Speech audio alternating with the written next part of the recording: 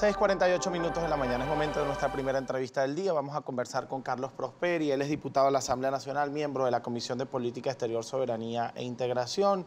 Bienvenido a nuestro programa. Gracias, Alin, por la invitación.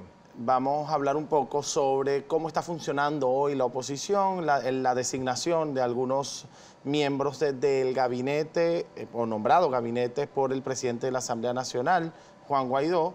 Y además, vamos a hablar un poquito de cómo va la oposición en materia política, qué ha pasado con la oposición el día de hoy. Lo primero es una opinión un poco amplia de lo que es este gabinete. Considera que la designación de estas personas como parte del equipo de trabajo de Juan Guaidó son las personas adecuadas, el nombramiento de estos puestos son los puestos requeridos en este momento.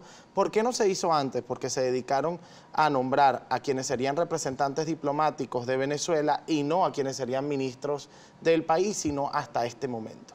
Bueno, Nojalí, primero que nada debemos decir que nuestro presidente Juan Guaidó ha venido actuando dentro de nuestro recinto, dentro de la Asamblea Nacional, con alguna serie de decisiones, no solo del legislativo, sino, como ya lo hemos venido diciendo, también algunas acciones del ejecutivo. Y esas acciones se han venido tomando ajustadas a lo que nos da inclusive nuestra propia norma constitucional. Lo primero que se ha hecho fue, o se realizó, fue la designación de unos representantes de Juan Guaidó ante diferentes países que han hecho el reconocimiento de Guaidó en el mundo. Ellos han venido actuando y haciendo varios trámites. Dentro de ellos debemos resaltar que se ha logrado que muchísimos países donde hay el pasaporte esté vencido, se pueda dar una prórroga, algunos por 2 años, otros por 5 años, donde los venezolanos podemos ir, ya que sabemos todo lo tedioso que es sacar un pasaporte. Aquí no venimos a hablar y a hacer demagogia, sino a decir las cosas por su nombre. Aquí hay una realidad, cada vez que una persona tramita una prórroga de un pasaporte, aparte de que hoy en día los costos son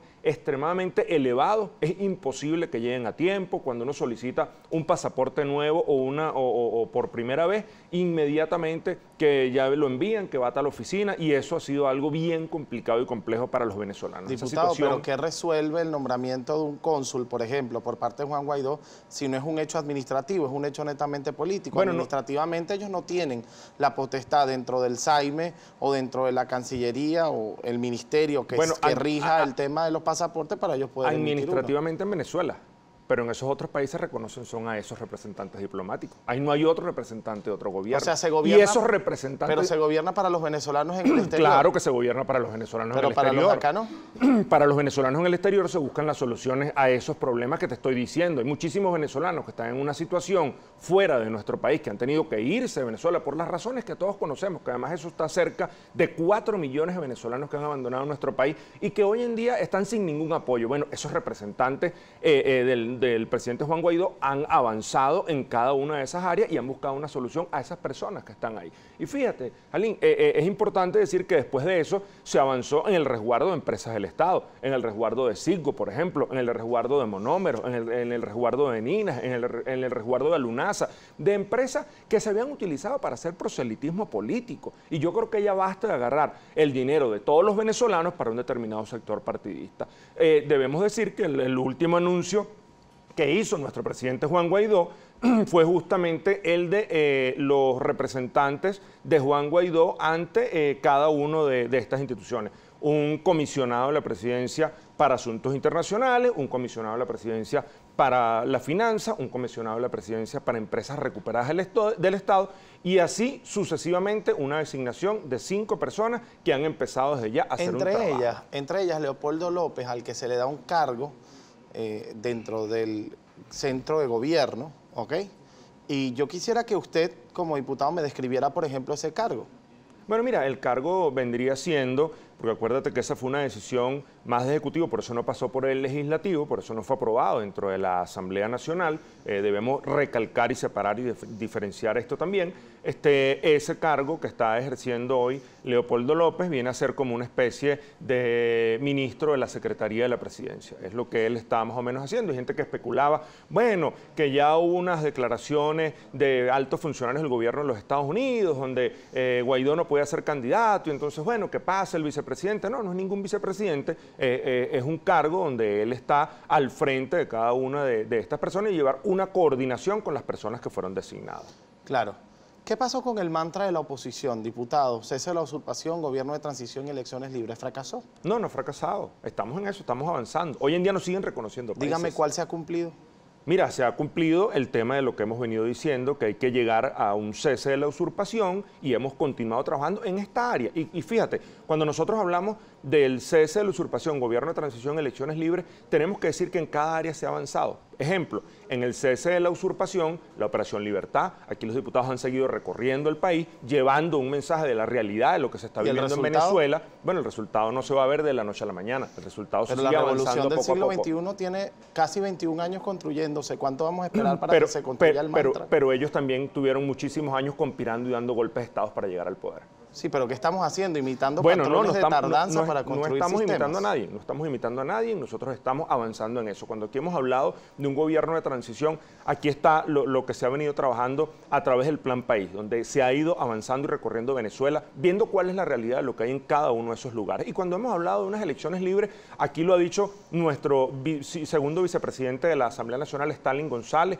que ha sido la persona que ha llevado la voz y ha estado cantante en el tema electoral. Una vez se le intentó satanizar, que aquí se quería ir unas elecciones sin condiciones. Eso es totalmente falso. Nosotros lo que hemos dicho es que hay que avanzar en materia electoral, donde hay que hacer una reforma a la ley de procesos electorales, donde hay que designar un nuevo Consejo Nacional Electoral que sea transparente y equilibrado. Ahí vamos, al tema del diálogo. Stalin González, primer vicepresidente de la Asamblea Nacional, dijo que ya estaban listos para sentarse de nuevo a dialogar con el gobierno de Venezuela. Y usted lo ha mencionado, elecciones. La salida es electoral.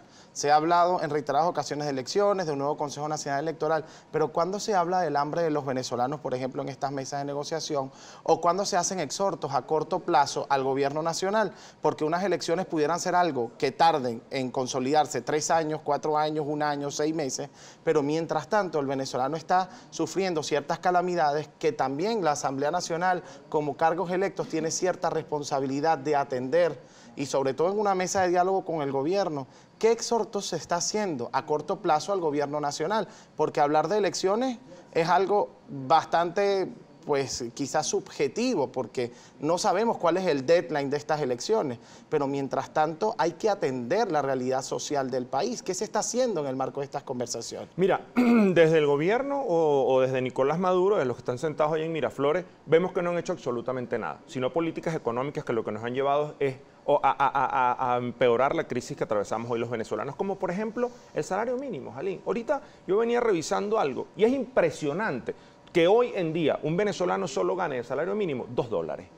Y lo tenemos que decir a viva voz porque hoy en día tú vas hasta comprar un perro caliente y la gente te dice, no, perro caliente, $1. O sea, una economía que pareciera que se está sustentando en $1, donde nuestros venezolanos, nuestros trabajadores de a pie, no ganan en divisa, en moneda extranjera. Tristemente, nosotros estamos, inclusive somos el peor salario mínimo del mundo. Estamos por debajo hasta de Cuba, que ganan $15 mensuales. Imagínate hasta dónde nos han querido llevar. Ahora, si ellos dentro de su irresponsabilidad han continuado en esta situación de no darle la mano al más desposeído, porque en vez de ser llevar un gobierno de socialismo, como ellos lo han dicho, el socialista es ayudar al desprotegido. Aquí no. Aquí en vez de llevar adelante ese tipo de situaciones, de darle la mano al que lo necesita, no lo han hecho, sino que han empeorado la situación de cada una de las personas que tienen una necesidad. Pero desde la Asamblea Nacional hemos avanzado en lo que nos corresponde. Nosotros, por ejemplo, debemos decir que en el año 2016 aprobamos una ley bajo la presidencia de nuestro compañero Henry Ramos, donde un bono de salud y medicina a los pensionados y jubilados. Los pensionados y jubilados no ganan una cesta ticket.